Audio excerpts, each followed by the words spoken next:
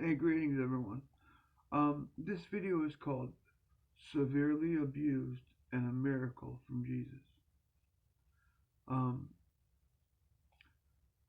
I hate to make things about me, but I believe as I have many testimonies and many stories to tell of amazing things that have happened to me. Horrible, good, miracles. Um, now, at the age of 20 years old, um, my parents got divorced. And I wasn't like a normal 20-year-old. When I was 17, I got hit so hard with depression and something that I still can't explain. Like from 17 to 25, I had like probably 12 hospitalizations for like severe depression, anxiety, and suicide. I wanted to commit suicide, but I knew it was wrong. But I wanted to definitely. But I just knew it was wrong. But I thought about it. I couldn't. The pain I felt every day in my soul was like I'm looking back at it and I can't. I don't know how I made it through. It was absolutely horrific.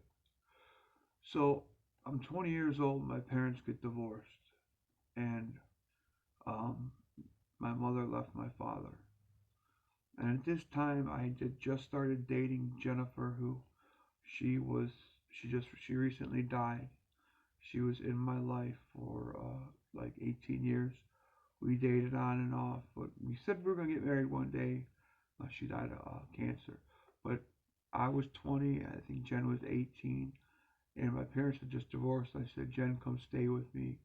And my mom moved out, and my dad, even though he never read the Bible or did any, he wasn't a spiritual man. He's like, you can't be living with a woman, and he was right. He was totally right.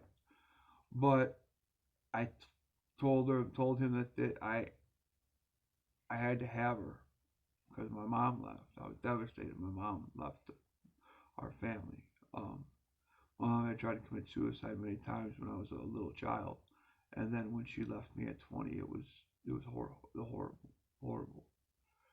Um, so Jennifer came to live with me, and um, I watched my father turn into the most wicked and evil human being I ever met. Um, I was a daddy's boy. Never got in trouble. Always respected my dad. I looked up to my dad. He was a drummer, and I was so proud of him. I loved my daddy. I would hang on him, and I just was a daddy's boy. I loved him. And when my mom left, he started drinking a lot, and he started becoming paranoid. And he would accuse me of being in cahoots with my mom and um, knowing like secret information. He would like kick open my door in the middle of the night and like drag me out of bed. Jen's laying there and he'd be screaming, "Where's your mother? Is she coming home or not?" Like he was like a madman, like insane. One night he came home, um, and he was very drunk, and he's like, "Where's your mother? Well, why isn't she coming home?" I was like, "Dad, I don't know. I don't know why she left. I'm hurt too." And he punched me right in my mouth. Well, it's like a really hard backhand. I mean, bam! And I did something really bad. I um I was like 245 pounds back then. I was strong as an ox. My dad was a big man too. But I just picked up my father and I literally I threw him. Like my dad was like 220 pounds. I just threw him and he broke his ribs. And after that happened, he's like, "How could you do that to your father?" Um, and it was terrible. Um, but he before he punched me in the mouth, he said he was gonna get a book on the human anatomy and get a gun and shoot my mother in the spine, not to kill her but to paralyze her. He told me he was gonna put a knife through my heart. My father. Um, he stopped working. He filed bankruptcy on the entire house. Like my car got repossessed, foreclosed on the house, and then he found some woman and left. He left me in a house that was under bankruptcy, um, with animals. But before he left, and Jen was still living with me, this is a miracle. I was having a fight with my dad, and like a fool, I punched a fish tank. I punched a fish tank. Um, I had a, I don't know if you could see, I had 187 stitches. It went through my ulnar artery and all my tendons. My hand immediately went like this. The artery was severed. At this point, I have 10 to 12 minutes to live. I went, grabbed a towel, I wrapped it around my arm, and Jennifer, we had, portable phones back then. She was hitting the beeper trying to find it. She couldn't find it. And my dad's like, oh, my dad started panicking because there was blood everywhere. Blood was spraying from my arm to the ceiling, pouring on the floor. I had to tie it, and I ran out my driveway. And I get out of my driveway, and I said, Jesus Christ, Jehovah, Father God, please forgive me of my sins. I know I'm going to die.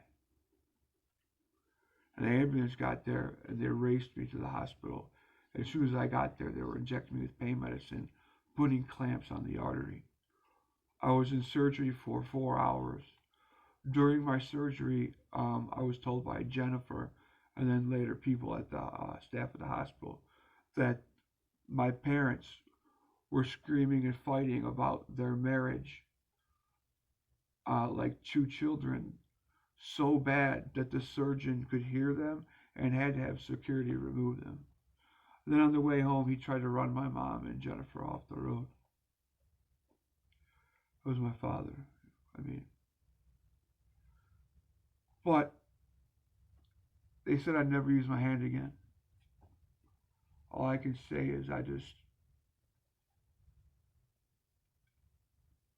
I believed in Jesus, but I wasn't praying, but I was like really meditating, and I would pray to Jesus now and again. My faith wasn't that strong.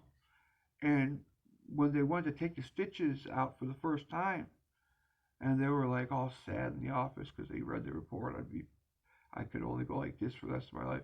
I took out the bandages, and I'm like, they're going like this, like squeezing like the strength meters, and they're in shock, and they run and they go get someone else, and they're like this report must be wrong. And then I went and seen the surgeon, and he looked, and he shook his head. He was like, I was in my hot tub, and I got the phone call. He's like, I said, what did you use for my hand? He just said some very special parts. So even before I was saved and obsessed with Jesus, he saved me.